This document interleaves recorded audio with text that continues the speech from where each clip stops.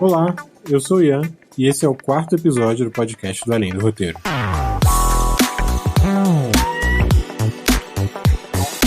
Bom, pra gente começar esse ano de 2021, estamos aqui no primeiro episódio do ano, né? Eu adicionei alguns roteiros lá no repositório de roteiros do site. Agora que a gente tá na temporada, iniciando a temporada de premiações, apesar de eu não fazer a menor ideia quando que vai ser o Oscar desse ano, mas é aquela época de virada de ano que sempre as distribuidoras, os estúdios americanos, eles estão disponibilizando os roteiros que vão aparecer, seja no Oscar, no Globo de Ouro, enfim, para os jurados terem acesso e ver se selecionam os filmes.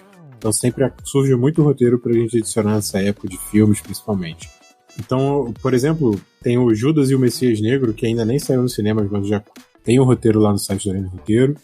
Tem alguns filmes como o do Charlie Kaufman na Netflix, o novo filme da Sofia Coppola, do Aaron Sorkin. Alguns roteiristas bem interessantes, já famosos, assim, possivelmente vão fazer sua participação nessa temporada de premiações. Além desses roteiros que eu adicionei, também eu coloquei alguns de série, como o piloto de Killing Eve, o piloto de The Americans, alguns episódios de Parks and Recreation, o piloto de Marvelous Miss Maisel, então tem muita coisa interessante também ali na parte de séries nova. E toda segunda-feira agora eu tenho tentado adicionar e colocar lá no stories do Instagram, então se você quiser ficar ligado sempre em quais roteiros estão sendo adicionados, é uma dica para você acompanhar. Além disso, a gente já tem dois eventos super importantes nesse início de ano. Um deles é o Guiões, que já está com inscrições desde o fim do ano passado, mas elas acabam agora, dia 31 de janeiro, então assim, vai acabar o tempo já. Tem que correr quem ainda quer participar. O Guiões é um evento de Portugal, mas ele vale para todos os países de língua portuguesa e dá para dizer que é um dos principais eventos de roteiro aos quais a gente tem acesso, concursos e afins. E o outro é o Rota, no festival lá do Rio de Janeiro, para roteiristas iniciantes, que costuma acontecer em outubro, mas esse ano eles fizeram uma mudança de calendário, trouxeram o evento agora para março, também tiveram acesso a um financiamento da Lei Aldir Blanc, que estão conseguindo fazer o evento completamente gratuito para todo mundo, o que é maravilhoso, mas tem que correr, porque 3 de fevereiro já acabam as inscrições em basicamente todas as categorias, laboratório de séries, rodada de negócio, concurso de roteiro de curta, mostra para curtas produzidos. Então é uma oportunidade muito boa e é preciso ficar de olho no seminário, que já eles vão abrir inscrições para a gente poder entrar naquelas palestras, os workshops que eles fazem, com gente muito boa, dando muita lição legal pra gente. Além disso, eu vi em dezembro que a Conspiração Filmes divulgou um link para inclusão de currículos, banco de talentos para eles, da produtora. Eles divulgaram esse link no LinkedIn. E então lá na transcrição desse episódio no site do Além do Roteiro vai estar o link para essa página que a Conspiração colocou no LinkedIn. E aí vocês podem acessar, enfim. Eu botei lá o meu currículo no banco de talentos, mas fica essa oportunidade para vocês também. Então, lembrando, como eu acabei já de falar, tem a transcrição desse episódio lá no Além do Roteiro. E a campanha do Apoia-se está rolando. Eu dei essa atrasada nesse episódio para sair, para começar o ano, mas já tem os próximos planejados. E a entrada de roteiros lá no repositório, o calendário de eventos, tudo isso segue rodando normalmente. Mas vamos pro episódio? 4 pessoas estão sentadas à mesa, conversando sobre beisebol ou qualquer coisa que você queira. 5 minutos disso. Bem banal. De repente, uma bomba explode. Desfaz as pessoas em pedacinhos. O que o público tem? 10 segundos de choque. Agora, pegue a mesma cena e mostre ao público que há uma bomba sob a mesa e que ela vai explodir em 5 minutos. Bem, toda a emoção do público será completamente diferente, porque você deu a ele essa informação. Essa fala sobre suspense não é minha. É uma das falas mais famosas de Alfred Hitchcock, o famoso mestre do suspense no cinema. Eu trago essa fala aqui porque ela nos diz alguma coisa sobre tensão. A grande maioria dos livros de roteiro não define o conceito de tensão. Talvez muito sabiamente até. Alguns dos livros que eu citei anteriormente no podcast, o Story, de Robert McKee, o Manual do Roteiro de Sid Field ou Creating Character Arcs, de K.M. Weiland, citam o termo tensão sempre como algo previamente estabelecido. Dizem que tal coisa aumenta a tensão, tal coisa cria tensão. Mas sempre parte-se do princípio de que quem está lendo o livro entende o que é tensão. Um outro livro, A Anatomia da História, de John Truby, com mais de 500 páginas formando um dos mais completos livros do ramo, apresenta definições e referências para muitas técnicas e conceitos que não estão presentes na maioria dos outros livros. Mas sabe quantas vezes a palavra tensão aparece nesse livro de John Truby? Exatamente 0 vezes. Isso não é um problema. É difícil definir uma emoção e os livros de roteiro não se preocupam em tentar dizer o que é felicidade, por exemplo. Basta dizer o que, na visão dos autores, precisa acontecer para o público ficar feliz. É a mesma coisa com tensão. David Trottier dá um excelente exemplo em seu livro The Screenwriter's Bible, ou A Bíblia do Roteirista. Ele fala da cena da execução na cadeira elétrica no filme À Espera de um Milagre. Quando o guarda Percy não molha a esponja que será usada na execução, ninguém mais no filme sabe. Mas nós, o público, sabemos. A cena passa a ser uma tortura muito antes da execução começar, pela tensão criada por essa dinâmica. Eu tenho pensado muito sobre essa emoção, esse aperto no peito que sentimos acompanhando uma história, que vai nos deixando ofegantes ou com olhos arregalados, que faz quase não aguentarmos mais de assistir a uma cena. Que, mesmo assim, nos deixa presos à história, sentados na ponta do sofá ou de uma cadeira, virando páginas ou maratonando episódios por toda a madrugada. Eu tenho pensado sobre isso porque é uma das coisas que estou tentando absorver na minha escrita no momento. Sejam episódios de série de comédia ou em um longo policial, por exemplo. Eu quero gerar essa sensação no público, mesmo que de maneiras diferentes de acordo com o gênero. Por isso, nesse episódio, ao invés de trazer um livro como referência ao conceito, eu vou investigar uma obra que me gerou essa sensação e tentar entender como a obra conseguiu isso. Eu te convido a mergulhar comigo no episódio piloto de uma série que mora no meu coração. O episódio The Beach, A Praia, da minissérie de 2016 The Night Of, da HBO. O meu interesse nesse tópico tensão começou há alguns anos com um vídeo maravilhoso de um canal do YouTube chamado Cinefix. No vídeo, chamado Um Momento Brilhante de Tensão, o canal disseca como o diretor Denis Villeneuve construiu a tensão até uma cena no midpoint do filme Sicário. Eu fiquei impactado com aquele vídeo e resolvi aplicar o que aprendi ali nesse piloto de The Night Of. Na época, eu fiz isso através de um artigo no site do Além do Roteiro. Só que na época eu era apenas um entusiasta. Eu nunca tinha escrito um roteiro na minha vida. Como seria fazer esse mesmo exercício hoje, que sou um roteirista e tenho o desafio de conseguir criar essa tensão para o público? A primeira coisa que eu fiz foi reassistir ao piloto da série. Como fã, eu defendo a ideia de que The Night Of é uma série muito pouco falada para a qualidade que tem. Ela foi criada por Richard Price, um dos roteiristas de nada menos do que The Wire, e por Steven Tyler, roteirista de nada menos que A Lista de Schindler, O Irlandês, O Primeiro Missão Impossível, Gangue de Nova York, entre outros. O piloto é assinado por Richard Price no roteiro e Steven Tyler na direção. Infelizmente, eu não tenho esse roteiro em PDF para estudo. Dessa série toda, uma minissérie de 8 episódios, eu só tenho, na verdade, do último episódio. O que significa que vamos ter que fazer o mergulho na versão mais oficial possível do roteiro desse piloto. O próprio episódio exibido na HBO. Mas eu me distraí aqui. Eu dizia que fui reassistir ao piloto. Eu lembrava bem de vários elementos do episódio. Eu sabia de cor as viradas, quando eventos importantes aconteciam. Eu meio que sabia até o que me deixaria tenso e quando. Então eu fui preparado para fazer anotações enquanto eu assistia. Mas logo no início eu desisti. Bom, eu estou estudando tensão. Mesmo que eu lembre de tanta coisa, eu quero ver se o episódio continua me gerando esse efeito. Eu terminei o episódio indo deitar no sofá para me recuperar. Bom, como eu disse, eu sou fã. Não digo que todo mundo vai sentir a mesma tensão que eu sinto com esse episódio.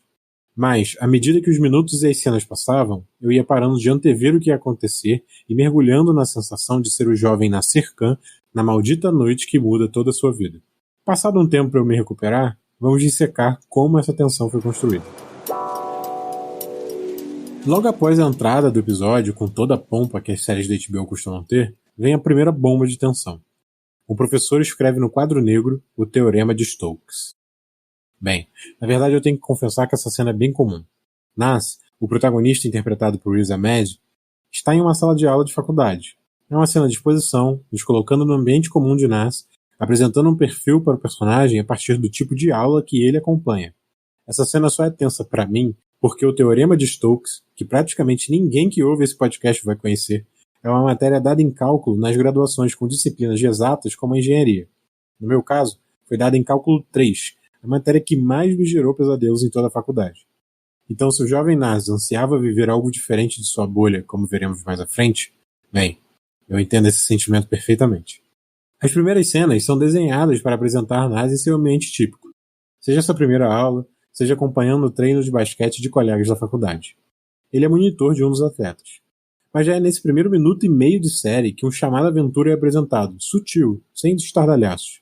Um convite para uma festa. A forma como Nas reage ao convite já mostra como ele é um peixe fora d'água e como deseja mergulhar. Continuamos absorvendo a vida de Nas. Sua família é muçulmana. Sua mãe não gosta da ideia de ele ir à festa.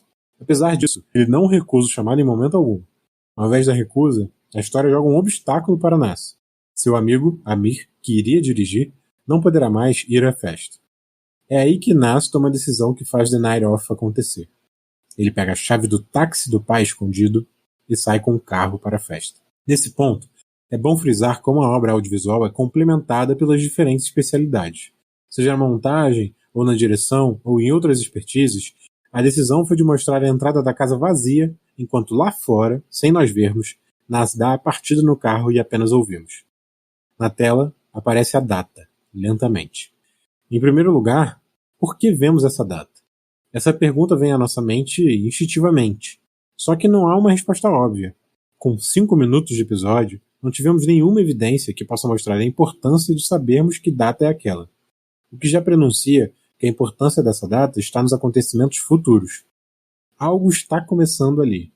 Essa subjetividade, essa falta de uma resposta objetiva e óbvia, já é um elemento de tensão, ou, no mínimo, de expectativa.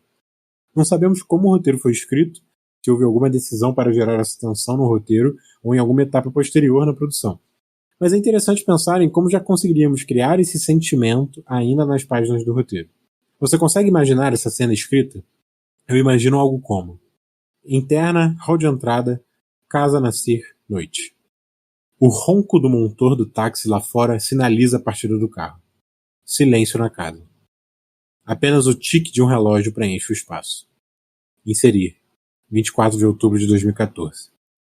Bom, essa é uma descrição que eu fiz que tem algumas nuances. O ideal seria colocar o ronco e o tique com caixa alta para ficar bem claro que tem um efeito sonoro para entrar ali. Algumas pessoas botariam um insert em vez de inserir. Mas, mais interessante, é possível, por exemplo, quebrar a linha entre a partida do carro e o silêncio na casa. Porque isso faz uma dilatação no tempo. Um dos elementos que a cena tem e que ajuda a criar esse senso de algo que está por vir e que já pode começar a gerar essa tensão. Caso a segunda frase estivesse na mesma linha da primeira, daria uma sensação de velocidade na leitura, o que pode ser levado para a direção e acabar reduzindo essa tensão na filmagem da cena. Mas será que isso já é suficiente? Na minha cabeça, uma ideia que veio para adicionar mais tensão é, após a frase, apenas o tique de um relógio preenche o espaço, completar com o próprio efeito sonoro. Quebrar a linha e abaixo. Tic, tac. Tic, tac. Eu ainda colocaria reticências após cada tic para reforçar a sensação de dilatação. Mas isso sou eu criando soluções que eu acho que seriam interessantes e não quer dizer que seriam aprovadas pela produção. Mas é inegável o papel dessas várias outras expertises do audiovisual na criação de tensão dessa cena. Se você quiser me mandar como você escreveria essa cena, posso trazer no próximo episódio do podcast para comentar aqui. Mas seguindo, nesse ponto acontece inclusive uma virada de ato. A gente teve uma decisão do Nas que vai mudar toda a sua trajetória na história. Muda completamente a configuração dele. Ele ia para uma festa de carona e tal, e de repente ele está dirigindo um táxi que ele nem sabe andar na cidade, pegando um táxi escondido do pai. Então, em apenas 5 minutos, a gente já teve o necessário de apresentação sobre o protagonista, e ele já tomou uma decisão que muda o rumo de sua história. Então acompanhamos Nas no carro, navegando pela cidade. Parece tudo certo e ele se aproxima do pedágio. De repente, vemos Nas passar através das câmeras do pedágio. Esse é mais um ponto onde não posso dizer se as decisões foram feitas no roteiro, depois ou em algum misto. Mas eu consigo imaginar o roteiro sem especificar nada técnico sobre as câmeras do pedágio, apenas apontar uma mudança de ponto de vista para essas câmeras de segurança. Pensa aqui comigo. O que essa decisão gera? Em mim, ela gera tensão. Veja bem, eu não estou ainda na ponta do sofá, ofegante. Mas algo já começou a se mexer. Uma curiosidade, somada a uma preocupação, um receio, está crescendo dentro de mim. Por quê? A obra não se aproveita somente das técnicas cinematográficas disponíveis, seja pela tecnologia ou pelas teorias do cinema. ela se aproveita também do nosso próprio conhecimento de narrativa como público, o conhecimento intrínseco que cresce à medida que assistimos a mais e mais filmes e séries. Quem minimamente viu o pôster da série, uma sinopse, um trailer, ou mesmo só ligou a TV e acompanhou o episódio desde a entrada, já recebeu uma enxurrada de informações do gênero dessa série, um suspense policial. Pode até vir a ser um suspense diferente. Parece que o nosso protagonista é alguém bem diferente de um detetive. Mas vários elementos nos informam que estamos dentro desse gênero. E com isso, nós mesmos, como público, já projetamos uma série de expectativas. Esperamos por alguns beats específicos, algumas viradas, alguns clichês, alguns arquétipos de personagens. Quando vemos uma cena através de uma câmera de segurança em uma obra de gênero policial, nós sabemos que vai dar merda. Basta fazer essa escolha de mudança de ponto de vista para a obra se aproveitar de todo um arcabouço narrativo que já reside no público. O que eu mais gosto dessa decisão é que estamos acostumados a ver relances de que uma câmera estava filmando, ou simplesmente aprendemos sobre uma filmagem de segurança, com as personagens que realizam a investigação pedindo por essas filmagens. Aquela coisa, a policial chega na loja de conveniência e já procura a câmera. Aqui, nós vemos através da imagem da câmera antes que qualquer coisa aconteça. O recurso foi usado como um prenúncio, da mesma forma que a data aparecendo na tela que eu destaquei naquela cena anterior. Estamos investigando como The Night Of conseguiu gerar a tensão que eu senti em seu episódio piloto. Parece que temos a primeira lógica que se repete. Recursos que indicam, seja pela técnica cinematográfica ou pelas convenções de gênero, que algo está por vir. Em seguida, Nas segue viagem e aprendemos duas coisas. Ele não sabe como chegar à festa e pessoas pedem viagens de seu táxi. Nas então para o carro para arrumar a luz que indica que ele não está em serviço e dois homens entram. Ele tenta avisar que não pode levá-los, eles recusam e um carro de polícia aparece. É a primeira aparição da polícia, reforçando o gênero no qual estamos inseridos. Nesse momento, Nas escapa, mas antes que ele dê a partida de novo, uma jovem entra em seu carro. Nas não consegue tirá-la do táxi. A sua falha entra em ação. A mesma coisa, essa mesma necessidade que ele tem que fez ele querer ir à festa em primeiro lugar. Andrea, esse é o nome dessa jovem, pede para irem a um lugar impossível em Nova York, a praia. Esse pedido, somado a todo o jogo de se verem apenas pelo retrovisor, apresenta a jovem como o mistério da história. Essa é a segunda decisão relevante de Nas. A primeira é pegar o táxi escondido. Agora, ele está desistindo da festa para levar essa jovem até onde ela quer ir, ou no caso um plano B, um rio. Nas então para em um posto de combustível e um novo recurso é somado aos anteriores pela série. Um encontro aleatório com um novo personagem. Lá no posto de gasolina, um carro de funerária está parado ao lado do táxi, e o motorista do carro de funerária confronta Andrea após ela jogar um cigarro no chão do posto. Enquanto isso, Nas faz compras na loja de conveniência e o vemos passando pela porta através da câmera de segurança da loja. Por fim, ainda vemos o carro sair pela câmera de segurança do posto. O que estamos vendo aqui? Antes, eu coloquei que os recursos que a série vinha usando tinham uma lógica. Eles indicavam que algo aconteceria mais à frente, algo relevante. Nós ainda não chegamos nesse algo relevante, mas vimos mais câmeras.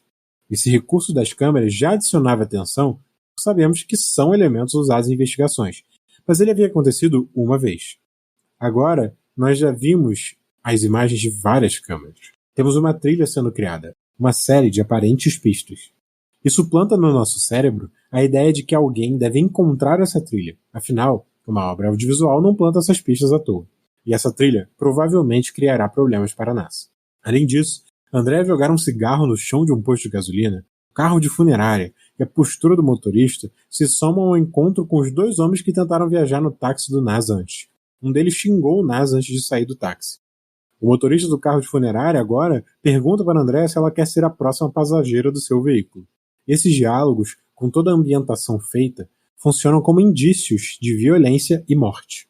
Estamos vendo uma trilha de pistas sendo plantadas e recebemos a promessa de violência e morte. A soma disso só pode resultar em tensão. E ainda estamos no minuto 12. Mas uma coisa que não podemos esquecer é que esse propósito de criar tensão não funciona como um pisão no acelerador sem jamais dar um respiro. Algumas vezes mas até um filme como Mad Max, Estrada da Fúria, tem momentos de respiro oscilando a energia e a tensão da história.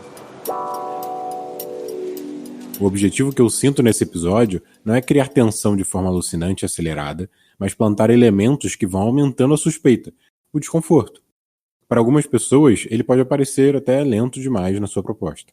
O episódio caminha para um desses momentos de respiro agora, na chegada ao Rio. Esse momento serve para aprofundar o caráter de Nassir, a conexão que ele sente com Andrea e também sua falha, ao mostrar como ele toma a decisão de aceitar a droga que Andrea oferece. O roteiro poderia facilmente ir direto disso para a casa de Andrea, mas um novo encontro é adicionado. Andrea e Nas passam por dois homens, bem na entrada da casa de Andrea. Um deles é preconceituoso com Nas, falando de bombas em referência ao contexto da guerra ao terrorismo. Nas responde e mais uma vez a violência está embutida no diálogo. O outro homem, que passou por eles, é misterioso, encarando Nas com um olhar que pode ser interpretado como mais violento. Mas sua atenção pode ir em outra direção. Depois de algumas câmeras registrando o caminho de Nas nessa noite, esses dois podem ser testemunhas. A trilha de pistas aumenta. O encontro de Nas e Andrea segue no ambiente com luzes avermelhadas, uma cabeça de veado bizarra, bebida, cocaína e, eventualmente, uma brincadeira com uma faca que termina em Nas perfurando a mão de Andrea. Com o consentimento dela, só para marcar para quem não viu o episódio. E depois disso eles transam. Esses elementos espalhados na cena fazem parte do jogo de sedução entre os dois, de questões internas dos personagens, mas também atuam na construção de tensão, que é o meu foco aqui. As promessas de violência e de risco vão se acumulando com o jogo de faca proposto por Andrea, com a bebida e as drogas. Mas nós ainda não temos um motivo para nos sentar na ponta do sofá. No minuto 27, ele chega. Nas acorda em outro cômodo. Volta ao quarto escuro e, ao acender a luminária, encontra o corpo de Andrea, morta por dezenas de facadas. Vamos voltar ao que falou Hitchcock. Isso é uma surpresa ou suspense? Estamos na situação do choque de 10 segundos ou dos 5 minutos de pura tensão sabendo algo que os personagens não sabem?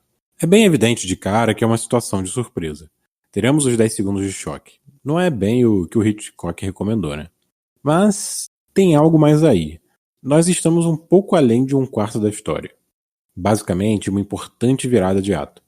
E quais perguntas dramáticas ficam postas para nós enquanto público? Será que foi Nas que matou Andrea? Será que ele consegue escapar? O episódio segue tentando responder a segunda pergunta, se Nas escapa, enquanto a primeira é deixada para a temporada investigar.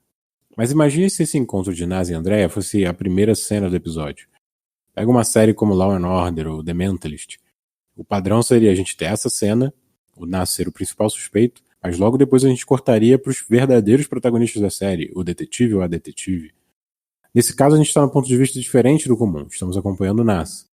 E com isso já há um interesse em criarmos uma construção até que essa cena aconteça.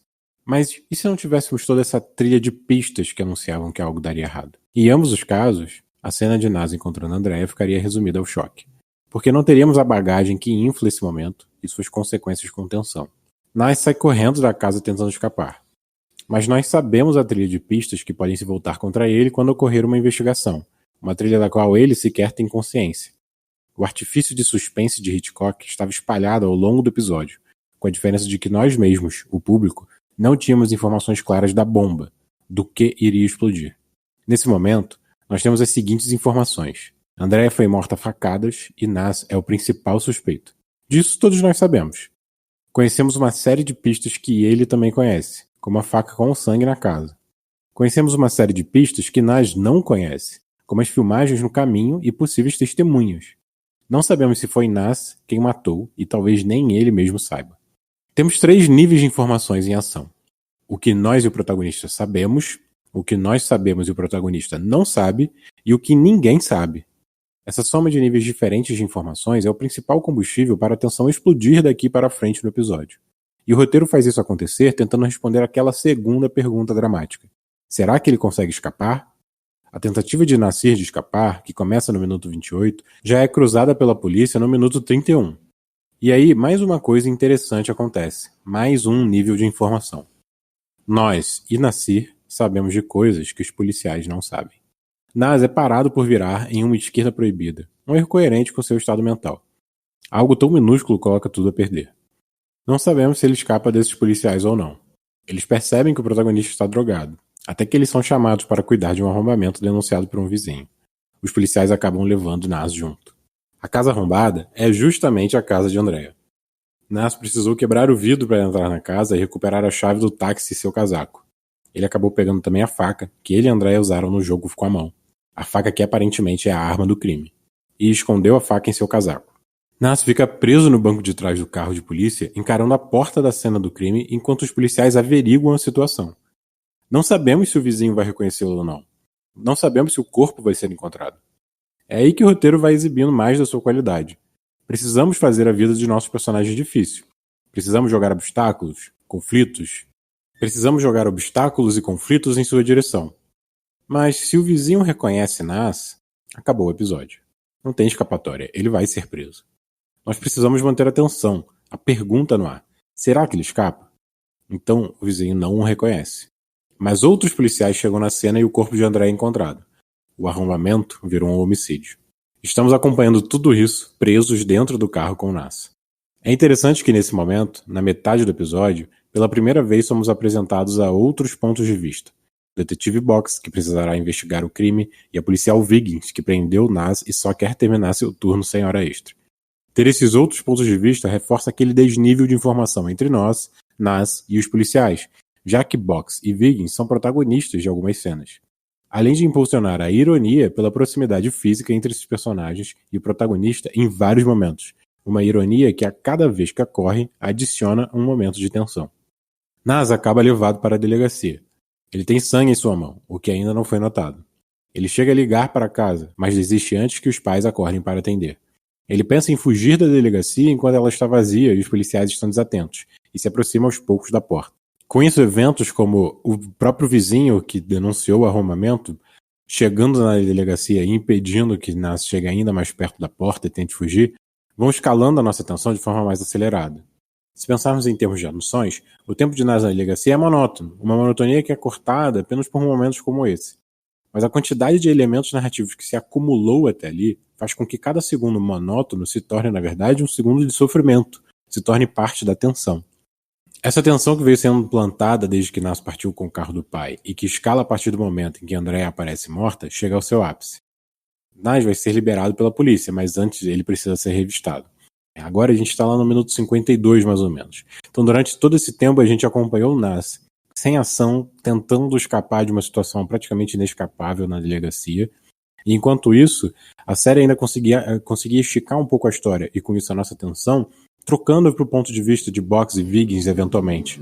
O que também servia para mostrar como Box realiza suas investigações e como o próprio sistema policial funciona. Mas enfim, chega o momento de Nas ser revistado. Ele põe as mãos em uma grade, a sujando de sangue, enquanto é revistado pela policial Wiggins, cercado por mais 2 policiais e o detetive Box, cada um realizando as suas atividades. O roteiro ainda é cruel, esticando esse momento de maior tensão ao máximo e criando um paralelo. Enquanto um policial, parceiro de Wiggins, pede informações de Nas, Box lê informações da vítima, Andrea. A revista de Wiggins dura 100 segundos. Então, a policial puxa a faca do casaco de Nas, com Box ao fundo, descobrindo sua existência enquanto narra informações sobre a arma do crime. São cerca de 40 minutos de construção de tensão, pouco mais de 20 minutos com escalada íngreme.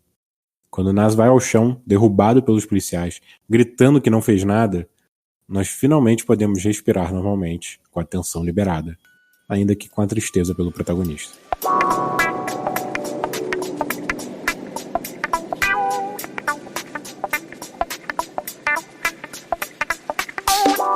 O que eu tiro desse episódio sobre tensão? A primeira coisa, que também foi mostrada naquele vídeo sobre Sicário que eu mencionei lá no início, é a discrepância entre o tempo de construção de tensão e o tempo de liberação.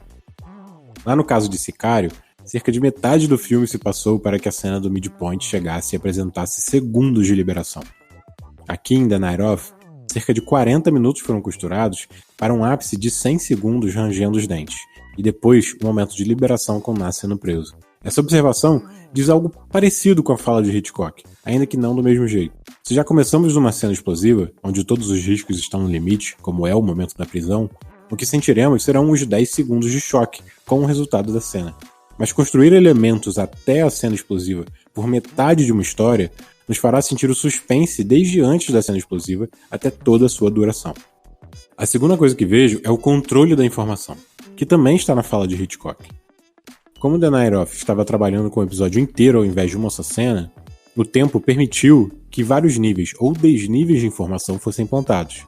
havia diferença entre o conhecimento do público, do protagonista e dos personagens secundários com suas próprias histórias. Somado a isso, no fundo, o desconhecimento do próprio público e do protagonista sobre a própria culpa do crime. Com isso, torcemos por Nassir e ao mesmo tempo ficamos na dúvida em alguns momentos se devemos de fato torcer por ele. Toda essa mistura de informações e sentimentos ajuda a criar essa sensação tão desconfortável no corpo, que é a tensão. A terceira coisa é que informações também são promessas. Por exemplo, quando Nassir recupera a faca na casa de Andrea ao buscar de volta as chaves, quando ele esconde a faca no bolso, nós vamos passar o tempo todo nos perguntando se essa faca será encontrada.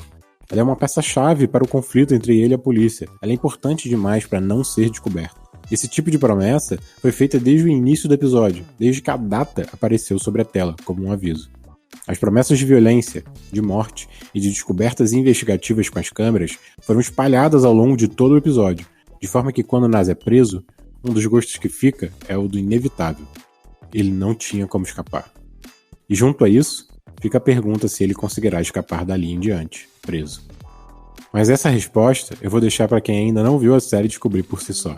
Eu não quero passar por essa tensão sozinho. Então esse foi o 4º episódio do podcast do Além do Roteiro e o primeiro de 2021. O próximo episódio virá bem mais rápido que esse e ainda vai falar de tensão, só que dessa vez reclamando um pouco. Eu vou falar de um episódio da série The Mandalorian, então eu acho que eu preciso tomar cuidado. Eu reforço que a transcrição desse episódio está lá no site com os links de todas essas referências citadas ao longo do programa. A campanha do Apoia-se segue no ar. Estou adicionando vários roteiros novos no repositório e já temos eventos entrando no calendário em 2021 como o do Rota. Inclusive, eu espero trazer novidades sobre o calendário de eventos no futuro. Mas enquanto isso, eu te espero no próximo episódio e até breve.